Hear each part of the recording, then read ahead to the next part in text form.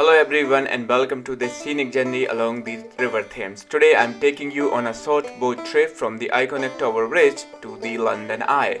As we go along the river, you will experience the beauty of London's landmark from a unique vantage point, accompanied by live commentary. So sit back, relax and enjoy this scenic journey through the heart of London, showcasing the city's most famous sights from the comfort of overboards by Thames Clippers. If you like this video, please give it a like and subscribe the channel. Thank you.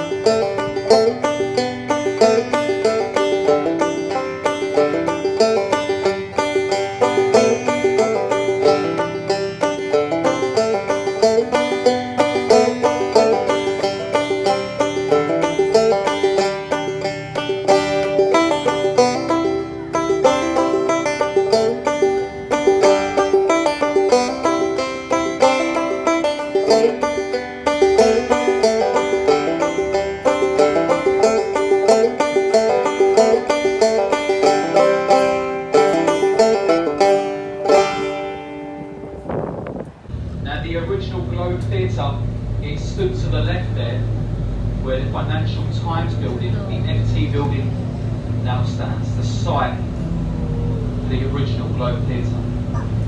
Now there is a replica, and it stands on the other side of this bridge and to the left, behind the next pier. It is a white circular building. It's got a brown thatched roof on top. Now, it is a working replica. They do show performances inside in the original way. No stage lighting, no speakers, no microphones. It is open air, like the original, so it doesn't have a roof in the centre. It was the first thatched roof building to be built in London since the Great Fire of London. You can also see the red flag flying in the roof. Now this is an old tradition. The people in Shakespeare's day, they couldn't really read. So the best way to describe what kind of performance was being shown was by the colour of the flag that was being flown from the roof. And they still do that today. Next door to it, impossible to miss with the tall chimney, is the old Bankside Power Station. It is now home to the world's largest, most popular modern art gallery. It is called the Thames Modern. Now, if you like modern art, you'll be pleased to know it is free to go inside. If you've seen modern art before, you'll know why it's free to go inside. It's terrible, let's be honest, it's not the best. Especially standing opposite to the right here, the beautiful St Paul's Cathedral underneath the bridge. Easy to remember the height. It stands 365 feet tall, 1 foot for every day of the year. Designed once again by Sir Christopher Wren, his masterpiece. He is buried inside the building. The second largest unsupported cathedral dome in the world, and you can go to the top. You can just make out some hand railings from the top of the dome there, just over 500 steps up to the viewing platform.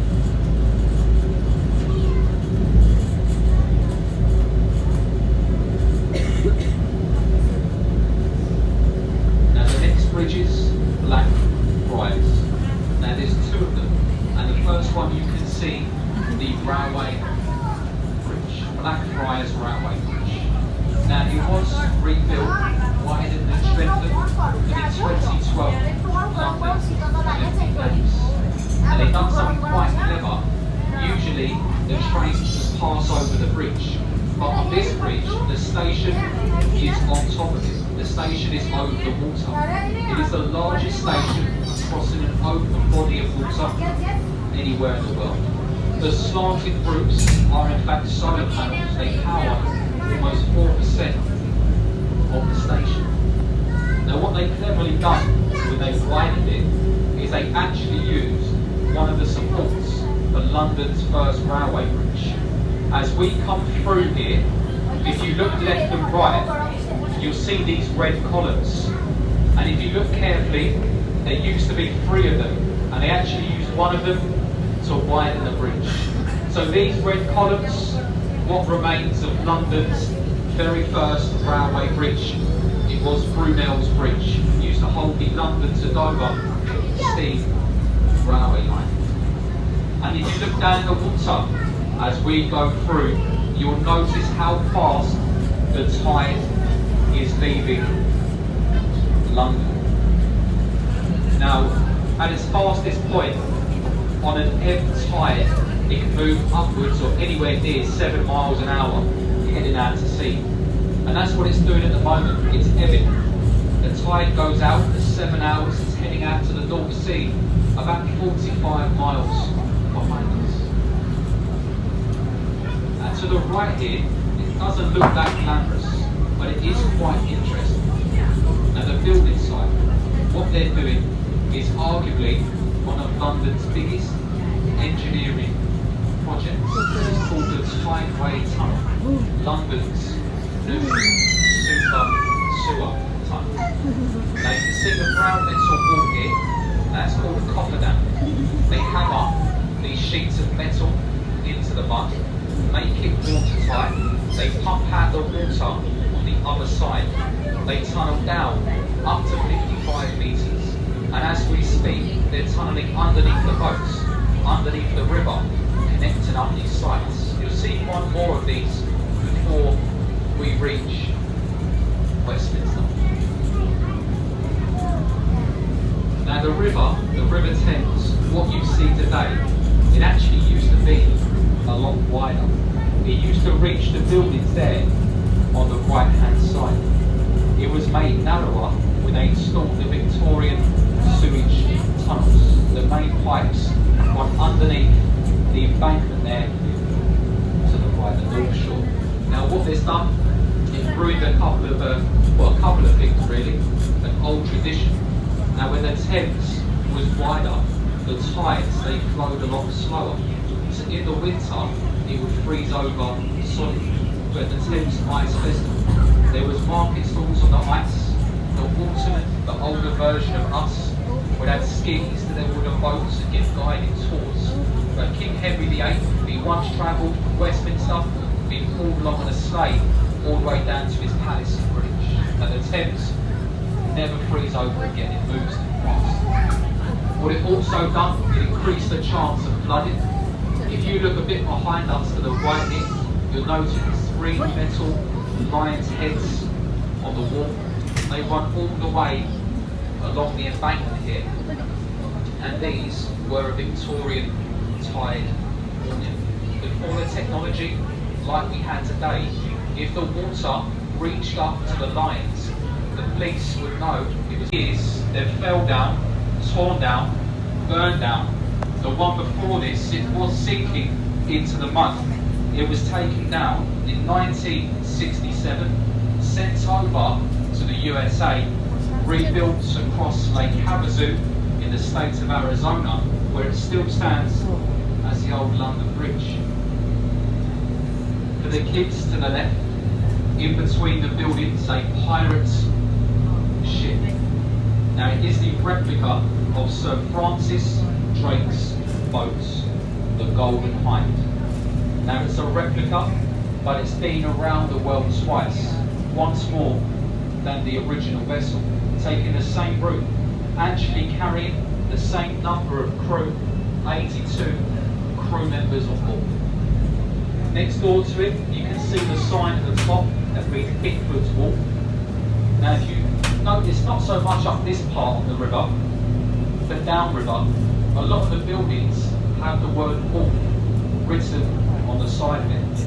Walk simply stands for a warehouse at river front.